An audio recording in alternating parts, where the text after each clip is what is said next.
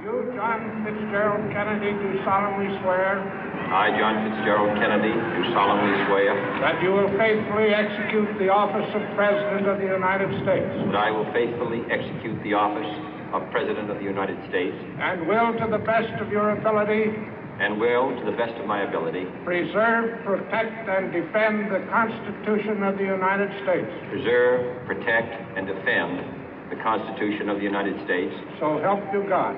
So help me God.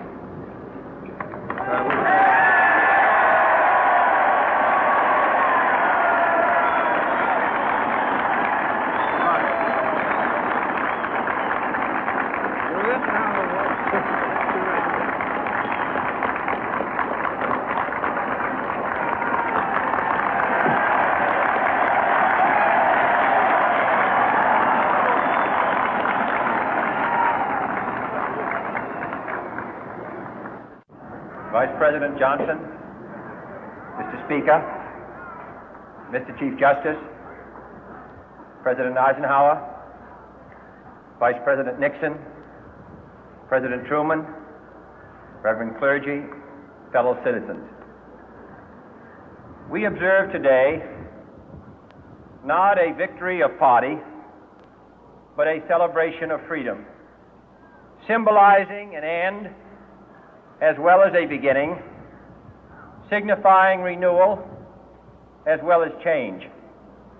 For I have sworn before you and Almighty God the same solemn oath our forebears prescribed nearly a century and 3/4 ago.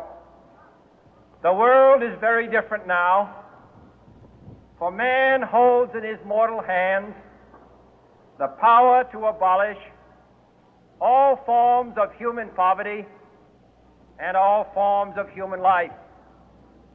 And yet the same revolutionary beliefs for which our forebears fought are still at issue around the globe. The belief that the rights of man come not from the generosity of the state, but from the hand of God. We dare not forget today that we are the heirs of that first revolution. Let the word go forth from this time and place to friend and foe alike that the torch has been passed to a new generation of Americans born in this century, tempered by war, disciplined by a hard and bitter peace, proud of our ancient heritage, and unwilling to witness or permit the slow undoing of those human rights to which this nation has always been committed and to which we are committed today at home and around the world.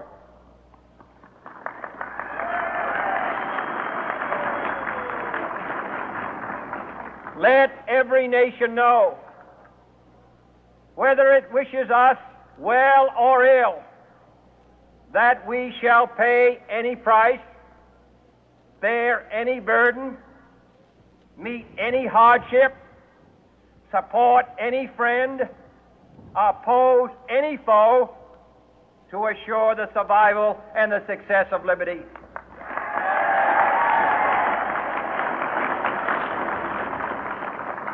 This much we pledge and more. To those old allies whose cultural and spiritual origins we share, we pledge the loyalty of faithful friends.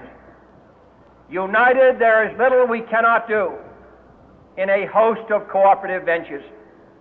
Divided, there is little we can do, for we dare not meet a powerful challenge at odds and split asunder.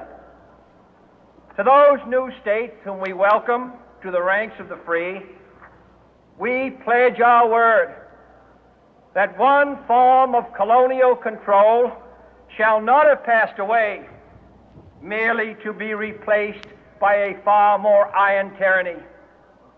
We shall not always expect to find them supporting our view, but we shall always hope to find them strongly supporting their own freedom, and to remember that in the past, those who foolishly sought power by riding the back of the tiger ended up inside.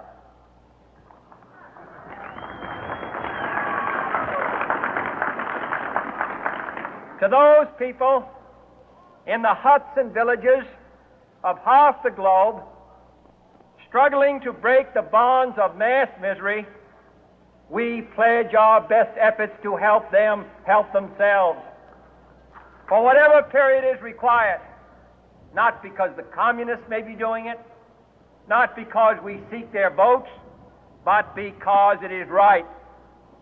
If a free society cannot help the many who are poor, it cannot save the few who are rich.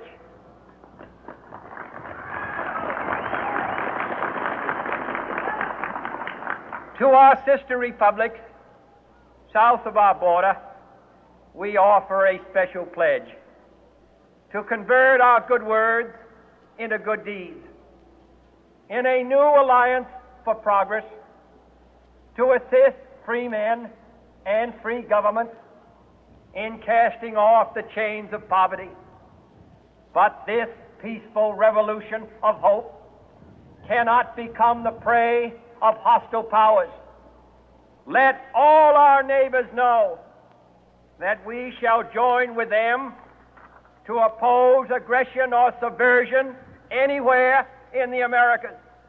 And let every other power know that this hemisphere intends to remain the master of its own house.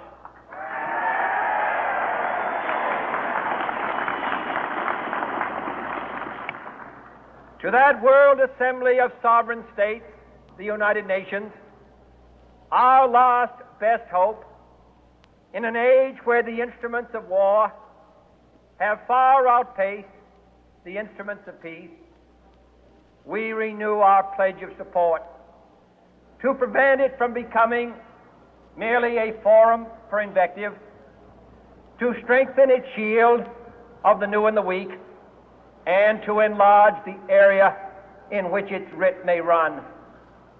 Finally, to those nations who would make themselves our adversary, we offer not a pledge, but a request that both sides begin anew the quest for peace.